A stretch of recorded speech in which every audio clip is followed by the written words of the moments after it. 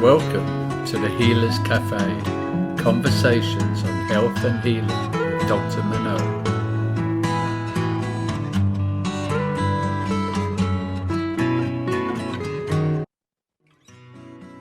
So welcome to the Healers Café. And today I have with me Judith Joy. And she began her professional career after graduating with an undergraduate business degree and a master's of arts in teaching. She then taught elementary school, followed by writing a business newsletter for an audience of 500,000 before becoming fascinated with the mind-heart connection. And yeah, you've written 2 books, Teenagers and How to Find the Boyfriend of Your Life. We'll put your books underneath the description. But basically, your passion is to help people manifest their dreams and shift their energy to create the life they choose. So welcome. And I'm just going to ask you straight off the bat, what got you into this? Amazingly, headaches. Headaches. Okay. Headaches. Let's go for that. I was married to the wrong guy. And that could be a headache. pretty much as soon as I got married, I started getting headaches. And so we went to Mayo and they said, oh, you have headaches, take Excedrin. And then we went to a clinic for headaches and they said, oh, here, have some drugs. And I'm like, yeah, I'm not really into that. Then we went to a Catholic hospital and they said, put your husband before yourself. Honest to God, they said that. And I went, okay, I'm out of here. And so I started all the alternative stuff. And I was going to a chiropractor because I was a dancer at the time, just because I liked it, not doing it professionally. And everybody there was going to the Dr. Wally. Well, Dr. Wally was sharing a space with another chiropractor. And I kept looking over going, well, what are they doing over there? What are they doing over there? And it was a little bit different. So I made an appointment over there. And that chiropractor said, there's this guy in the back room and he's tapping on heads and doing this stuff. I don't know what it is, but people are getting better. And the guy in the back room was Dr. Janer, and I've been working with him for like 22 years. We started out as patients and now we're colleagues. And he just kept pushing me in a direction. And he totally believed in me, which is what I needed. I needed someone to believe in me until I could believe in myself.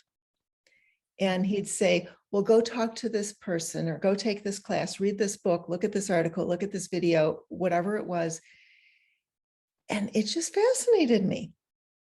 And the more I did it, I was like, oh, well, I can do this. And the first thing I did was become a healer. And I'm like, okay, I can do this.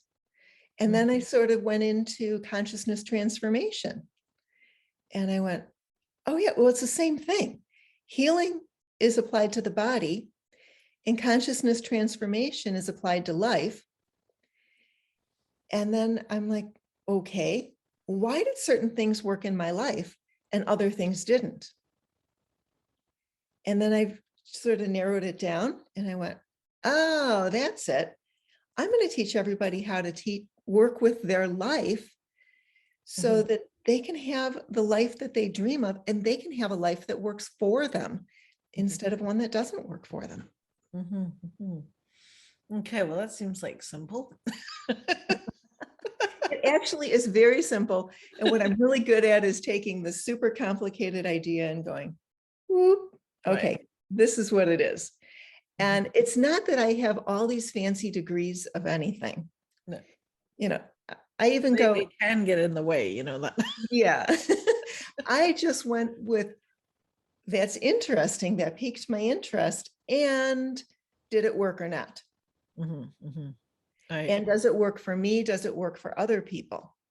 Now, for example, I've got 4 children, and my third, Shoshana, she lets me use her name all the time. When she was young, she had depression and anxiety. And she's been in therapy, and she tried a treatment center, and she tried pharmaceuticals and blah, blah, blah, blah, blah, all that stuff. At 21, she came to me and said, none of this is working. Teach me what you do. Mm. So to a mother's heart, it's like, oh, it's like so exciting. And we started weekly lunches, and I started teaching her all of this. And she was able to let go of depression. And she's now one of the happiest people I know. And she's totally embracing life. And it's great. It's fabulous. So, okay, are you able to share a little bit the path or the process? I mean, I'm assuming it's about understanding that we can make choices on some level, because most people don't realize it. It seems so obvious, but it's like, it's true. It's like, if you feel like life's happening to you, then it's like, well, where do you make a choice? Once you understand that you're creative energy, then you can choose.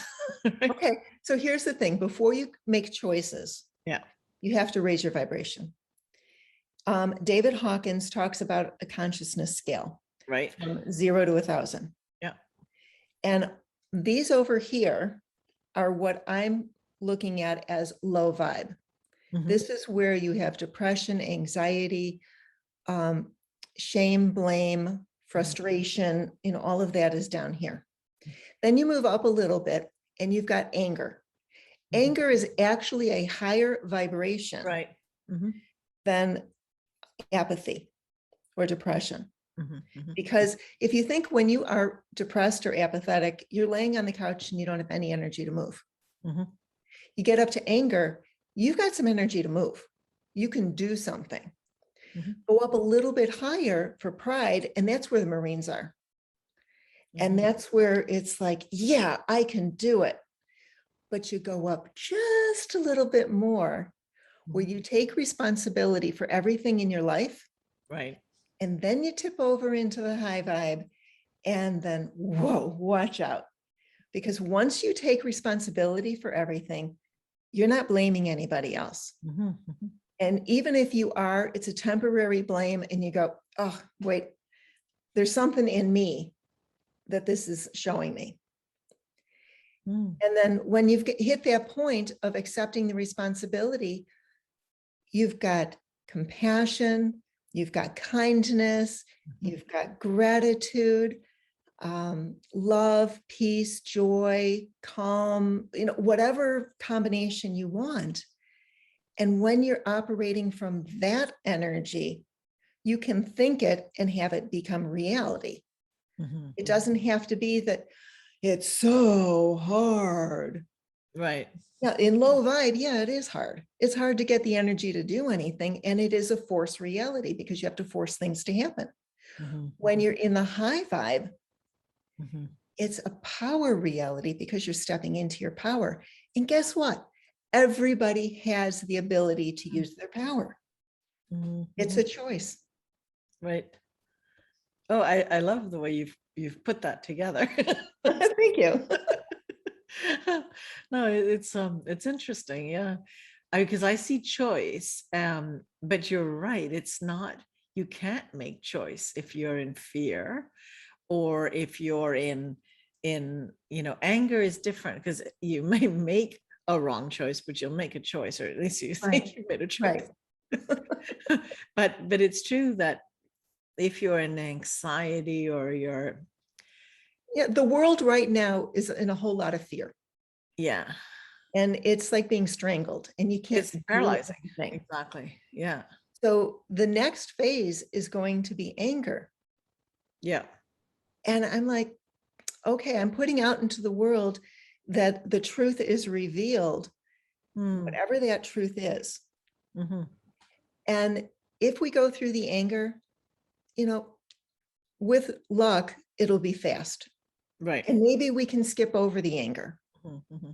And maybe we can all choose to take responsibility for everything in our lives. Right. Yeah.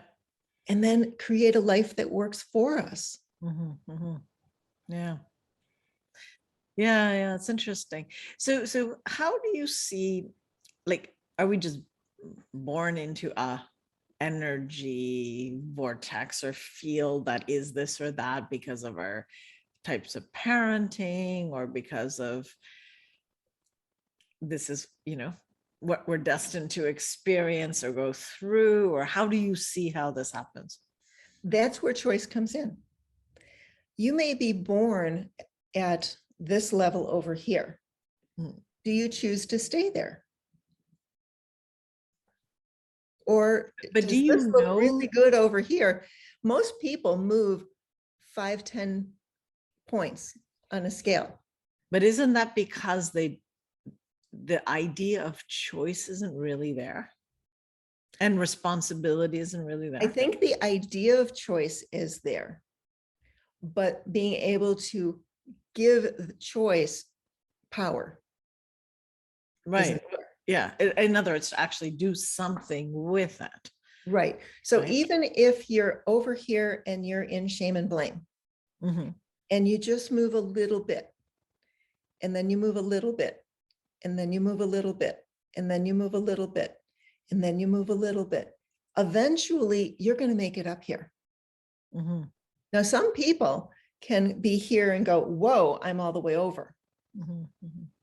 But your body isn't used to that. And your body always returns to what it's used to. Mhm. So you go, I'm up here. Whoa, this is great. I'm having so much fun, blah, blah, blah, blah, blah. Oh, that headache's going to bring you back here. And you're going, okay. Now, do I choose to stay here? Nope. I'm moving up again. Do I choose to stay here? Nope. Eventually, your low will be what your high used to be. Right. Mhm. Mhm. Yeah, that's seems like there is a progressive Right. ability. It's like one in 2019, Mhm. I was complaining about my husband Mhm. for 3 weeks straight Mhm. on really stupid stuff. Mhm. But I was just got in this cycle of complaining. Mhm. And then I got this massive cold. Mhm. And I had to laugh at myself because I know that when my vibration goes down, I'm more likely to catch a cold. Mhm. Sure. Just because everything is like, oh. Yeah. So I started laughing at myself. And then I was teaching some classes. And I came home one day and I was like so high. And I'm like, oh my goodness, this is great. Because I was teaching a workshop at the homeless shelter and I felt great. And these people are wonderful. And oh my goodness, and they're just sucking up the information and da da da da da da da. And I made the choice very emphatically that I'm going to be high vibe no matter what. Mhm. And then everything shifted to allow that to happen. Mhm. Right. But you made the choice because we just felt better. It felt so good. But the thing is, once you taste this over here, Yeah. no matter how many times you fall back, Yeah. you're going, oh, but that looks good. I'm Right. going over there. That feels good. I'm going Yeah. over there. Yeah, and I think that it feels good, right? That's the thing. It's actually, yeah. I think I don't want to do this left and right because not only am I potentially dyslexic, the screen is inverted. So So it doesn't matter which side you're on. no, I'm joking. I'm trying to follow your line. I'm just not sure which one, which Doesn't side is. matter. If your low vibe is to the left or your low vibe is to the right. No, I was thinking for the public to not be confused as we're pointing. It could be low to high. Absolutely. Yeah. But I think, for me, I think the high is just, it's not just becomes comfortable. It just feels good, right? Like that's it, so you get to live, in a sense, the life you love, Yes. even if there's insane chaos. Right. It's like, it doesn't make you what's the word in English? I'm not compassionate. Like I'm in fact an empath. So like a lot of things I feel, but I still choose Choose to be happy joy. anyway. Yeah, it's not even really anymore a choice. It just is, that, Right. because it feels good. Like Right. my Well, body's better with that. we do things for the feeling they give us. Yeah, totally. Have you ever walked into your closet or stood in front of your closet and go, I don't have anything to wear? No, that's not my closet, unfortunately. No, but it's the feeling of, I'm going out for dinner. I want to put something on. I can't find the right thing to wear. No, Oh, it's all this yuck. right, What you're actually saying is, I'm looking for a feeling, right, and I'm looking for this outfit to match the feeling, right. and That for makes this sense. outfit to give me the feeling. Mhm. With the work that I do, let's build up the feeling so that you Right. feel really good. And okay, which outfit's going to match that? I'll take that one. Yeah, and today it's red, today it's blue. Like, Right. It's not that the outfit is giving you the feeling, the No. outfit is matching the feeling that you have. Yeah, I can see that. So in one of your, let me get the right words. You said, surviving your teenager. So Yes. the title itself, Okay. okay, but the title itself sounds like the parent in that condition is the one that is in the victim perspective. If they're surviving their teenager, like how are Subtitle is "and being happy anyway." right? Okay, I missed that piece. Okay. I was gonna say, okay, that seems inconsistent with your message, but now it all makes sense. Okay, yeah. So like in a few words, people can go get the book, but what's the lesson there? What is it that people need to or could understand if they wanted to? It's up to you how you want to feel. Your teenager is doing what teenagers do. Right. And part of what teenagers do is they've grown up with your rules and society rules. Mhm. And it's up to them to say, does this work for me? Mhm. And let me experiment. Right. And they're going to experiment, and they're going to create bad choices. As a parent, I always had the feeling I would like them to experiment at home. I would like them to make the bad choices at home. Mhm. Because if I wait until they go to college, because Yeah. they've been perfect all the way through school, and now they start it, then possibly it's going to go really bad. Mhm. Interesting. Hi, I'm Dr. Manon Bolliger, and I wanted to take a moment to thank you for watching these podcasts. If you haven't subscribed, please do. Also, feel free to leave comments and like it. This way, more people get to find out about this work and about other choices for health. So I think it's really important that we all share this information. I have a free gift to you. It's a 7-sequence email that has tips for every day, and it's a little insight about how to live your life when it comes to health. And it's very much built on how I managed to overcome stage 4 cancer and what it took. So I would love you to have this, and thank you once again for listening to these podcasts. Interesting, yeah. You know, with the 4 kids, 3 of them I did this with.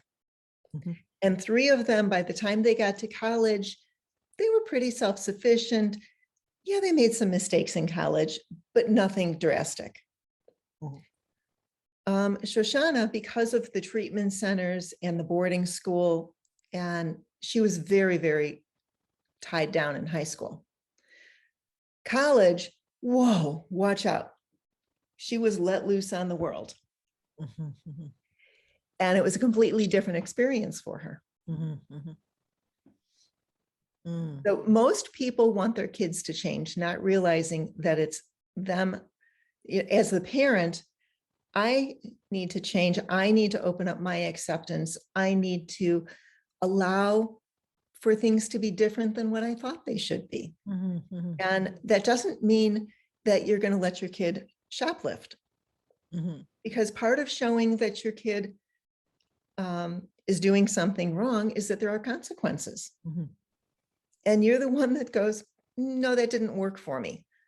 I'm not going to have a kid that does this.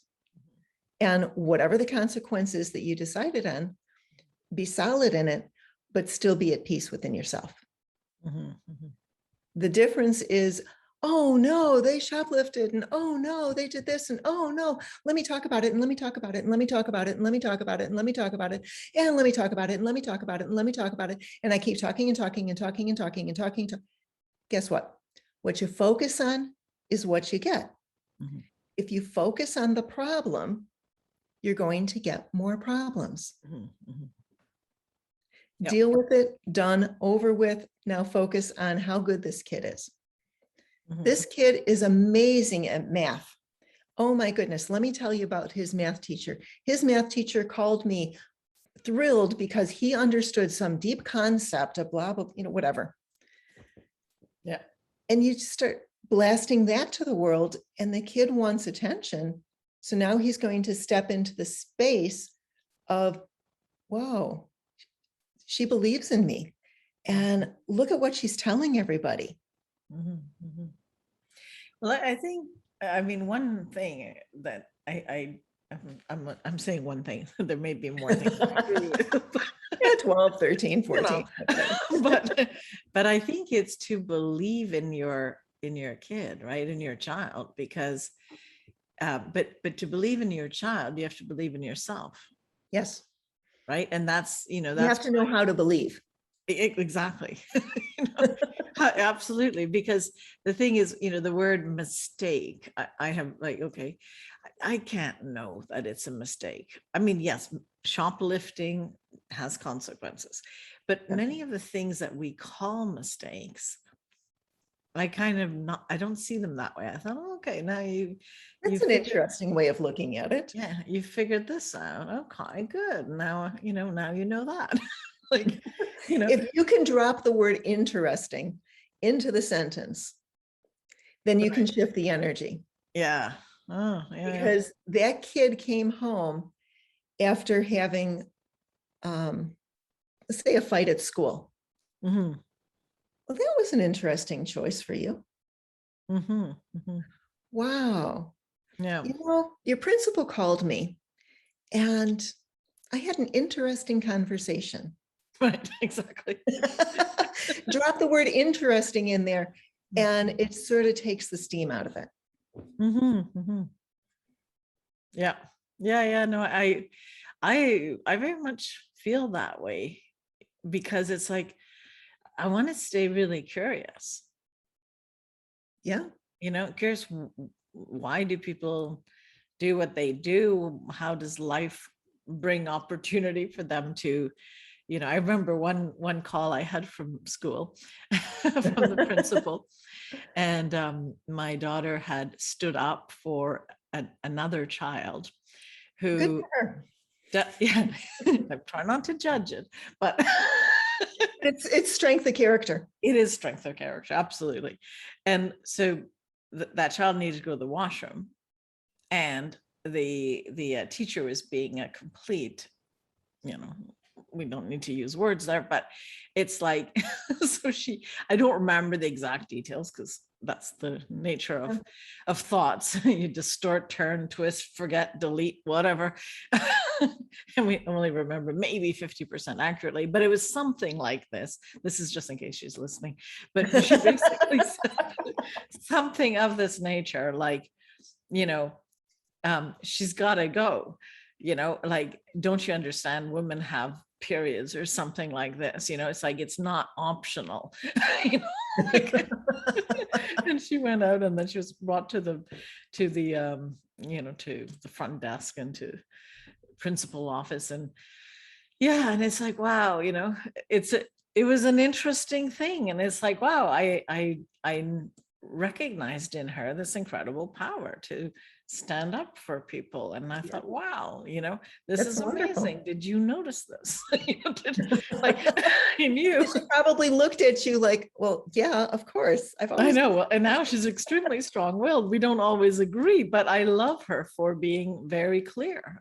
Like, so, it's an interesting thing. And then maybe something will shift that, like, we don't know how we're all made up, like what all the pieces that are learning lessons that shift our understanding of life, right? So true. So true. Okay, now let's go to the husband. What was the second book? Your future lover. Your future your book boyfriend to life. Okay, from boyfriend to Bring your book boyfriend to life. Okay, so tell us about that. I had heard about this method of writing letters and journaling to your husband as if he was already there. And I went, okay, I'll give it a try, see if it works. So I wrote these journal entries, and some were like a paragraph long and some were 12 pages long, whatever. And I did it at night and a couple times in the morning. And then I put it away in the nightstand. And 14 months go by, and I'm cleaning, and I go, oh my goodness, I've got a journal. And I'm thinking, oh, it's nothing in it. It's fresh. It's wonderful. I open it up and I'm like, oh, there's writing. And then I start reading it and I went, huh, this is the guy I just met. Look at that. It says right here that he's going to make me a better me. Oh my goodness. I just said that to him. And I remember saying that my next husband's going to be a chiropractor, and this guy's a chiropractor. And look at this. And in the journal I had written, I don't know if you're interested in politics, but I'm not. Politics is his soap opera. I should have been more careful what I'd written in the journal. Interesting. Yeah. But it was like all of this, and I'm like, okay, this is something that worked for me. And this was like 9.5 years ago that I met him, and we've been married 7 years. And I'm like, wow, I've got to share this with people. And so a big part of this book is the journals, the journal entries themselves. But each chapter, it's talking about a principle of how to manifest. Like if you have allowance, if you change your perspective, if you change your vibration, those are all ways to manifest. And then it says, here's a journal entry that sort of applies to it as much as it can. And oh, by the way, this is how it showed up in my life. Interesting. Yeah. I just had this thought when you're sharing that. And because I've been somewhat resistant to journaling, but I did journal when I was in a very difficult relationship. And I journaled every day because it felt like I needed to record what I was experiencing, because otherwise I wouldn't believe it. I literally. Well, there's a lot of different types of journaling. Some types of journaling is a brain dump. Right. Let me just get it out of my head so it doesn't take up space anymore. Yeah. Just write it. And this happened, and then this happened, and then this happened, the end, then, and then, and then. And then you've got the heart dump. Yeah, I think it's more a heart dump that I was doing. Okay. The chronology barely matters to me, but. And you've got the forward focused. There's a book, I can't remember, Scripting Your Life or something like that, but it talks about writing as if it already happened. Right. And this particular author says you do it for every day, and then you can do it for a week or a month or the year. Mhm. And then you look back and go, well, last year I wrote that this is how I would feel on this day. And all of these amazing things happen. And then you sort of compare. But according to this author, if you do it daily, Mhm. even if it's a trip to the grocery store, Mhm. I'm going to walk through the grocery store and things are going to fall in my cart. Mhm. And then things start happening to, like, someone bumps something and it falls in your cart. And you go, oh, there it is.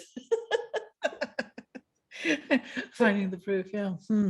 But you know what I found interesting though in this, not the heart dump, okay, Okay. is also the what happens with the subconscious.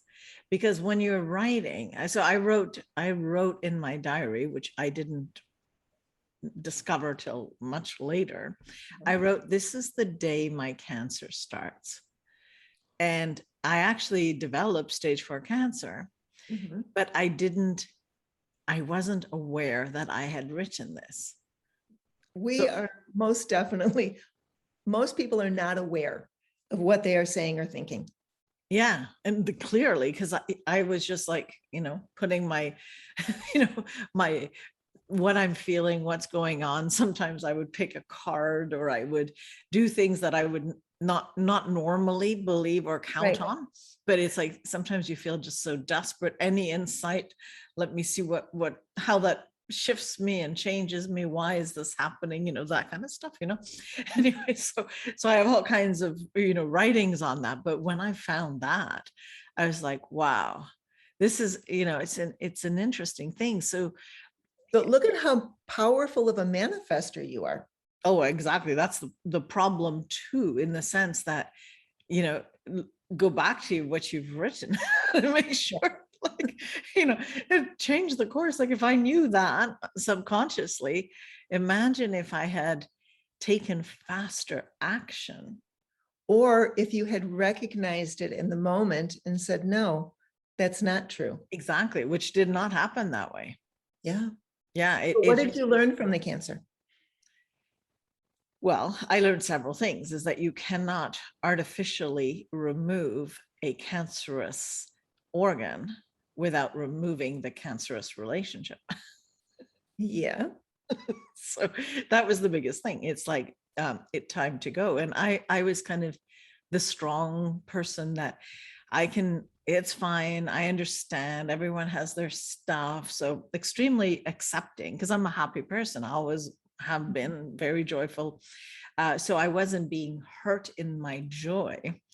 It was more that I was overly accepting of behaviors and things that really, why would I want a life like this? There's a difference between acceptance and discernment.